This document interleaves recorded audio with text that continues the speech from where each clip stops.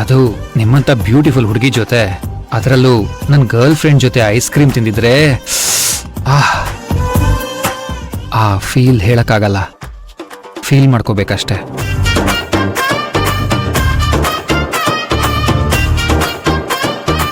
ಹೌದು, ನಿಮ್ಗ್ಯಾಕೆ ಹಾಗನ್ಸ್ತು?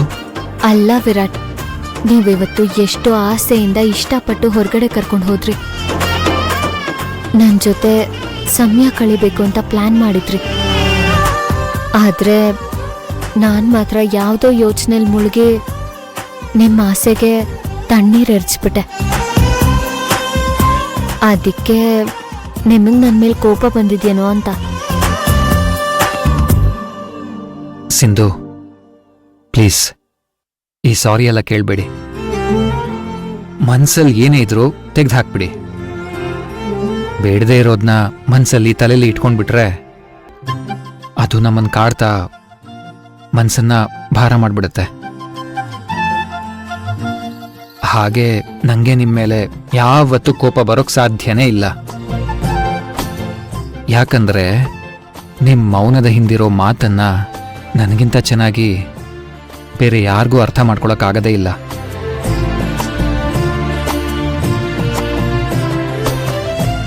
ನಿಮ್ಮ ಮನ್ಸಲ್ಲಿ 1000 ಯೋಚನೆ ಓಡ್ತಿದ್ರು ನನ್ನ ಮಾತನ್ನು ಕೇಳಿ ನನ್ನ ಜೊತೆ ಬಂದ್ರಲ್ವಾ, ಅದೇ ನಂಗೆ ದೊಡ್ಡ ಖುಷಿ.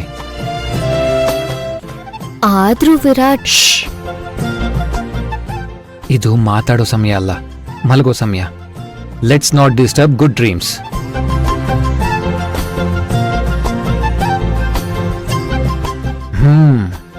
ನನ್ನ ರಾಜ್ಕುಮಾರಿ ಮುಖದಲ್ಲಿ ನಗು ಬಂತಲ್ವಾ, ಈಗ ನಾನು ಆರಾಮಾಗಿ ಮಲಗ್ಬೋದು. ಮಲ್ಕೊಳ್ಳಿ. ಹಾ, ನಾನು ಆಮೇಲೆ ಮಲ್ಕೋತೀನಿ. ಅದೆಲ್ಲ ಏನು ಬೇಡ, ಈಗ್ಲೇ ಮಲ್ಕೊಳ್ಳಿ. ಗಂಡನ್ ತೋಳಲ್ಲಿ ತಲೆ ಇಟ್ಟು ಮಲಗಿದ್ರೆ ಪಕ್ಕದಲ್ಲಿ ಯುದ್ಧ ಆದ್ರೂ ಎಚ್ಚರ ಆಗಲ್ವಂತೆ. ಬನ್ನಿ ಮಲ್ಕೊಳ್ಳಿ.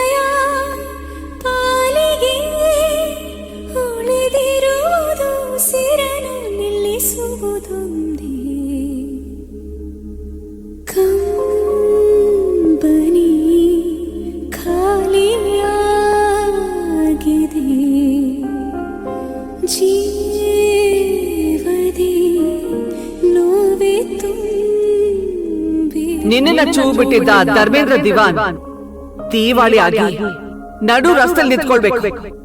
ಮಳೆಗೆ ಗಗನವೇ ವಿಷವ ಬೆರೆಸಿದರೆ ಯಾರ ಬಳಿಯಲಿ ದೂರ ಬೇಗುದರೆ ಒಂದು ಸಾರಿ ಹಿಂದೆ ಹೋಗಿ ಅಳಿಸಬೇಕು ಎಲ್ಲ.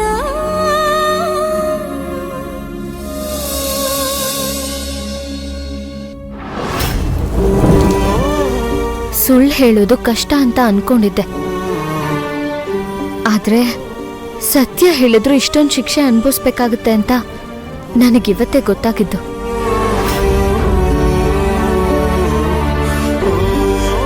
ಕಷ್ಟದಲ್ಲಿ ಸಹಾಯ ಮಾಡಿದವ್ರನ್ನ ತಂಪೊತ್ತಲ್ಲಿ ನೆನ್ಪು ಮಾಡ್ಕೋಬೇಕು ಅಂತ ಹೇಳ್ತಾರೆ.